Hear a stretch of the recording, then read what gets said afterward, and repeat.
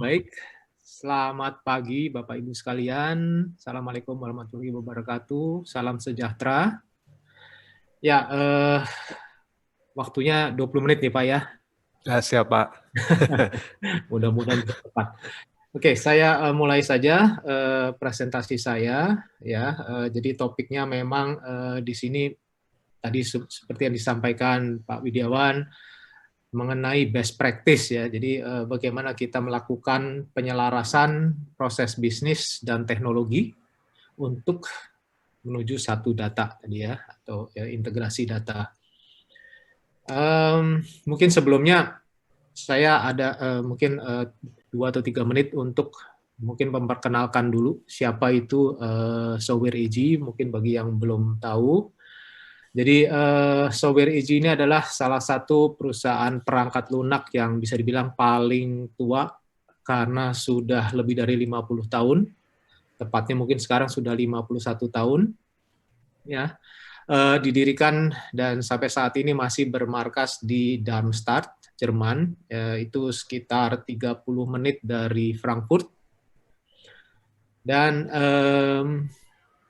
kita memang saat ini dikenal sebagai leader kalau bicara mengenai transformasi digital ya, atau sekarang bisa disebut industri 4.0 dan juga dalam hal Internet of Things atau IoT. Nah, di Indonesia sendiri, Software AG sudah istilahnya beroperasi cukup lama. Customer pertama kita itu ada di mulai tahun 2003 ya. Awalnya lebih banyak di sektor telekomunikasi yang saat itu memang bisa dibilang menjadi yang terdepan untuk adopsi teknologi. Tapi mulai berapa tahun kemudian, seperti kita ketahui, perbankan itu tumbuh cukup besar, khususnya dalam hal digital banking. Ya.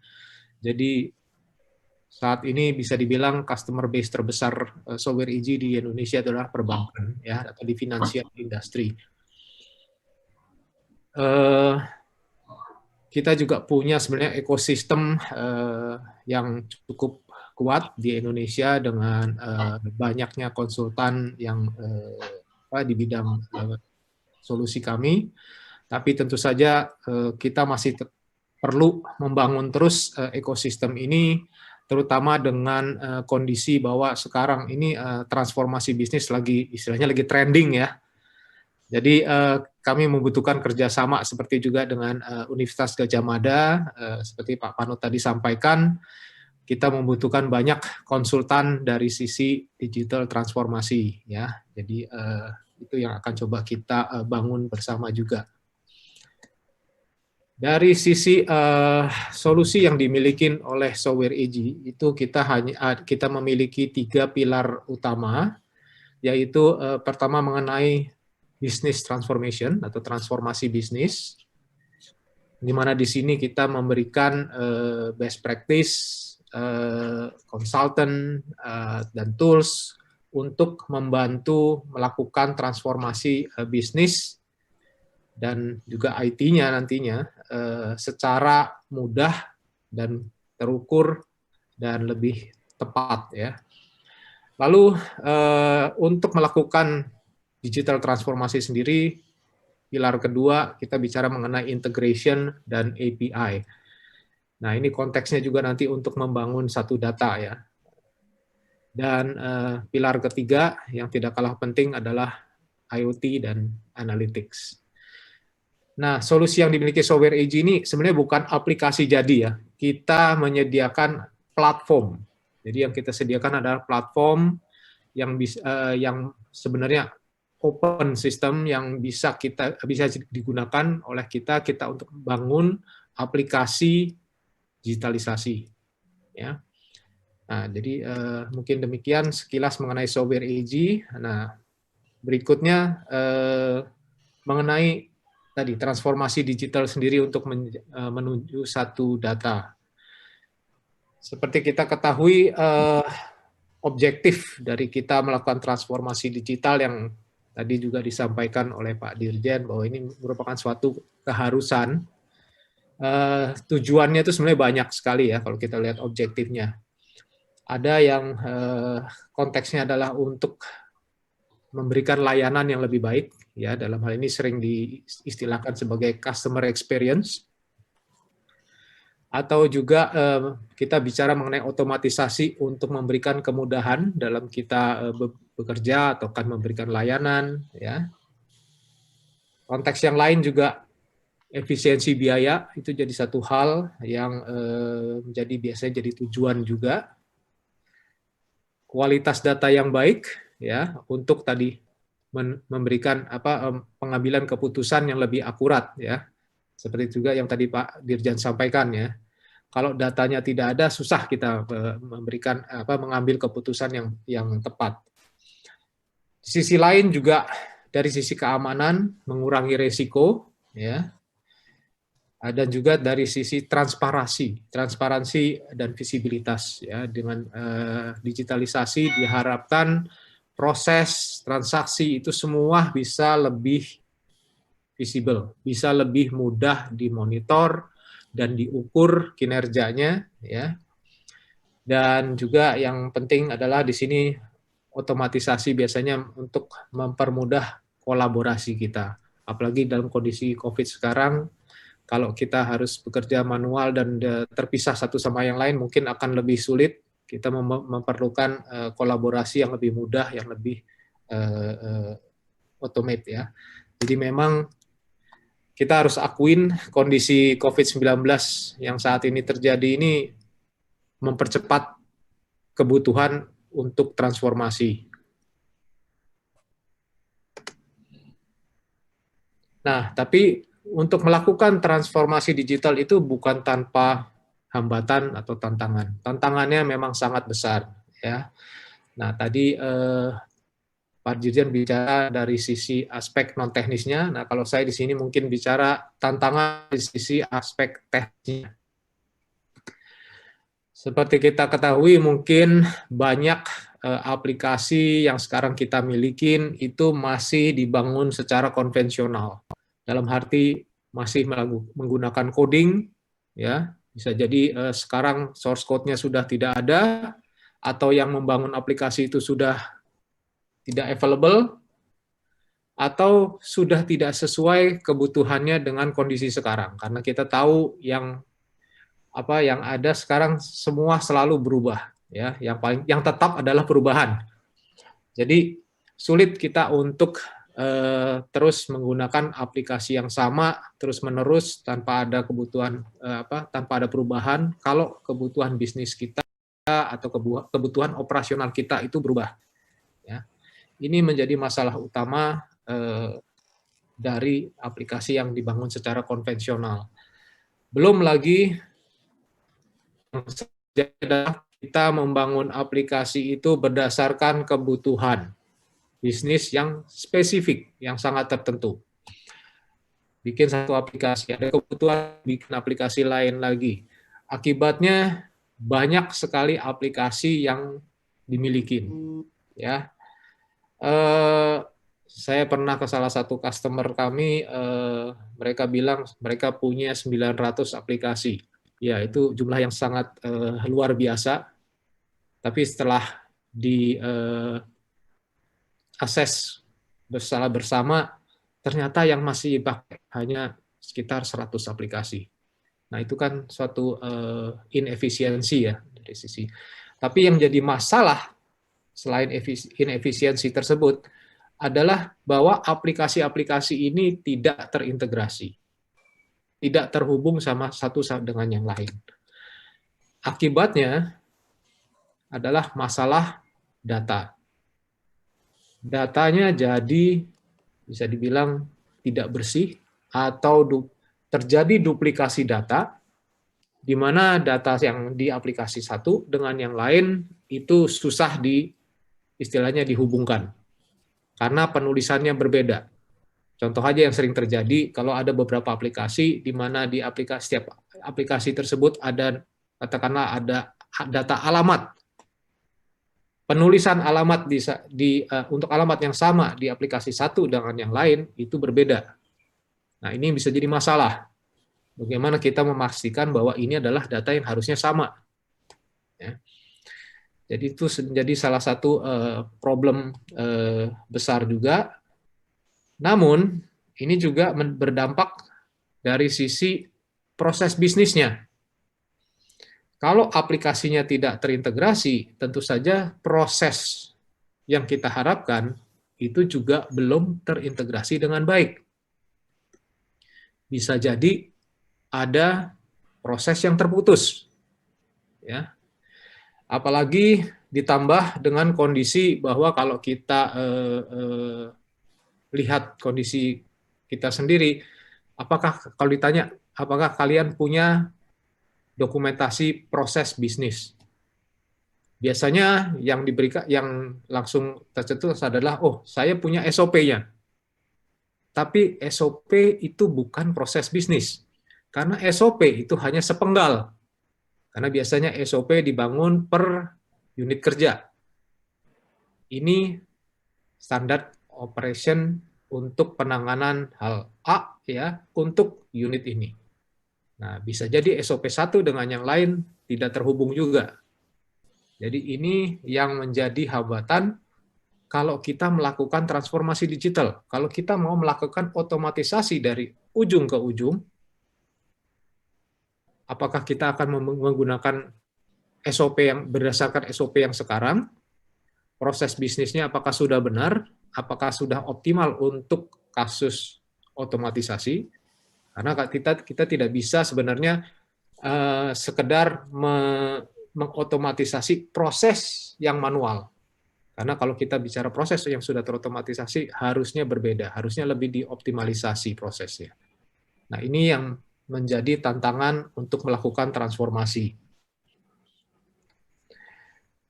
Nah, dari sisi teknologi sendiri, dari sisi tadi bicara mengenai aplikasi, ya. Kalau tadi kita punya aplikasi yang banyak sekali, dan itu kita tahu menyulitkan kita. Belum lagi aplikasi tersebut mungkin belum terintegrasi. Kalau kita bicara ideal, mungkin yang terpikir adalah, wah, idealnya kita hanya punya satu database, satu aplikasi, tapi bisa diakses dengan berbagai cara. Itu idealnya. Ya. Tapi tentu saja ini bisa kita lakukan kalau ini misalnya perusahaan baru atau startup. Ya. Kita dari nol, kita bisa melakukan hal itu. Tapi bagaimana kalau kita konteksnya adalah benar-benar transformasi dari kondisi existing yang mungkin aplikasinya banyak, database ada berpuluh-puluh, bagaimana kita melakukan transformasi tersebut, bagaimana kita mengintegrasikannya menjadi satu aplikasi atau satu database. Ya. Kenyataannya, kalau kita bicara membangun satu aplikasi besar, ya, itu mungkin akan perlu waktu lama sekali. Ya, belum mengenai risikonya dan juga biayanya. Di satu sisi lain mengenai database, tadi juga disampaikan bahwa kalau kita bicara single database, satu database, itu bukan berarti secara fisik kita membangun satu database besar sekali, ya, secara fisik. Ya. Itu tidak diperlukan karena itu juga sebenarnya lebih banyak challenge-nya, lebih banyak tantangannya dan kesulitannya. Ya. Jadi membangun satu base, istilahnya mengumpulkan database yang banyak itu menjadi satu, itu bukan solusinya. Ya. Jadi bagaimana yang best practice yang bisa kita lakukan untuk melakukan transformasi ini. Nah, pertama yang biasa kita lakukan adalah kita menggunakan pendekatan enterprise architecture. Di sini kita melakukan penyelarasan sebenarnya, yaitu menyelaraskan strategi bisnis kita, kebutuhan kita, dengan proses bisnis, ya, dan juga dengan IT. Dalam hal ini dengan aplikasi yang sudah ada, data atau informasi, dan juga infrastruktur yang kita miliki. Dengan melakukan analisa penyelarasan tersebut, kita bisa menentukan prioritas atau awalnya kita menentukan gap ya, dan juga melakukan prioritas mana yang harus kita kerjakan dulu. Ya, dan kata lain kita bisa menyiapkan roadmap ya, roadmap transformasi itu sendiri. Ya, di sini kita menghasilkan roadmap atau plan atau detail apa yang harus kita lakukan. Tapi ini kan kalau kita bicara secara konsep, pelaksanaannya cukup sulit karena kenyataannya informasi yang diperlukan itu masih tersebar dan mungkin masih dalam bentuk dokumen. Kita tahu kalau bicara SOP umumnya adalah ada di dokumen SOP, terus ada dokumen yang dimiliki oleh IT mengenai dokumen aplikasi yang dimiliki, data yang dimiliki, semua itu masih dalam bentuk dokumen yang pasti sulit untuk kita melakukan analisa untuk melakukan penyelarasan. Jadi memang biasanya yang pertama harus dilakukan adalah mendigitalisasi informasi-informasi ini ke dalam satu repositori tunggal ya, yang biasanya kita sebut sebagai tools untuk melakukan enterprise architecture ya, di mana Pak Randy 5 menit ya. Ya, di mana untuk itu kita bisa melakukan penyelarasan antara informasi, organisasi, aplikasi, produk yang kita berikan dalam proses bisnis. Ya, yang tentu saja ini lalu harus kita lanjutkan dengan melakukan analisa proses bisnisnya untuk dioptimalisasi, ya, agar kita bisa mendapatkan gambaran istilahnya to be prosesnya ya, proses yang ideal untuk kita melakukan otomatisasi atau digital transformasi tersebut. Nah, kalau kita sudah mendapatkan proses bisnis yang detail, yang ideal, tentu saja baru kita bisa melakukan pembangunan aplikasi atau merubah aplikasi yang diperlukan untuk menunjang hal ini. Nah, tadi balik dari sisi IT-nya, bagaimana kita melakukan transformasi tersebut, yang menjadi kendala awal pastinya adalah masalah data. Ya, data itu biasanya tersebar di berbagai source ya atau sumber. Ya. Nah, kalau ini harus dipindahin ke satu database mungkin akan sulit. Apalagi mungkin yang pemilik data-data tersebut adalah institusi lain, pihak lain, ya. Jadi yang pasti harus kita lakukan adalah pertama bagaimana kita mengumpulkan atau bisa istilahnya bagaimana kita punya channel untuk bisa mengambil atau bisa melihat data yang kita perlukan secara real time, ya. Itu tahap pertama. Kedua, tentu saja yang tidak kalah pentingnya adalah bagaimana kita memproses data tersebut. Ya, ini di sini di bagian tengah bagaimana kita memproses data tersebut dan bagaimana kita menggunakan data tersebut, ya. Ya, juga dari sisi monitoringnya. Nah, ini adalah konsep building block dari kita bisa bilang cetak biru untuk menuju satu data, ya. Dan kalau dari sisi teknologinya, kita tahu sekarang teknologi juga sudah cukup berkembang. Ini gambaran arsitektur dari digital platform, ya, di mana tadi kalau kita lihat di sebelah kiri kan bagaimana kita mengumpulkan informasi atau data dari berbagai source, ya. Kita punya teknologi, ada teknologi untuk melakukan integrasi atau yang sekarang banyak dikenal sebagai API, ya. Jadi dengan teknologi tersebut kita bisa mengambil atau mencari informasi yang kita butuhkan, ya, untuk bisa diproses atau kita melakukan otomatisasi dan kemudian bisa kita gunakan untuk keperluan kita masing-masing ya. Jadi ini adalah apa istilahnya arsitektur yang umum ya secara high level dari suatu digital platform. Nah, mungkin yang satu hal yang tidak kalah penting adalah kalau kita bicara transformasi itu bukan satu project, tapi adalah suatu journey. Ya. Transformasi itu tidak akan berhenti. Transformasi terjadi terus-menerus. Karena itu yang memang tidak kalah penting adalah SDM-nya. Bagaimana kita bisa memiliki sumber daya yang diperlukan untuk transformasi tersebut. Jadi itu yang juga memang jadi salah satu istilahnya PR kita dalam hal kerjasama kita dengan UGM. Nah ini mungkin singkat saja, sisa waktu ini saya ada beberapa use case, mungkin saya tidak akan going through semua ya, mengenai contoh-contoh transformasi digital khususnya di pemerintahan, yang banyak mungkin di negara lain, dan mungkin terakhir ada satu di Indonesia ya. Ini mungkin satu dari Australia, ya, di mana sebetulnya mereka juga punya masalah yang sama, yaitu data di mana-mana, proses tidak standar, akibatnya sulit untuk kolaborasi, ya. Jadi mereka melakukan proses standarisasi, ya. Dan yang kemudian setelah proses standarisasi tersebut, mereka bisa mulai membangun istilahnya tadi ya, satu datanya ya, tapi mungkin nggak langsung semua, mereka mulai dari yang terkait maritim di sini ya.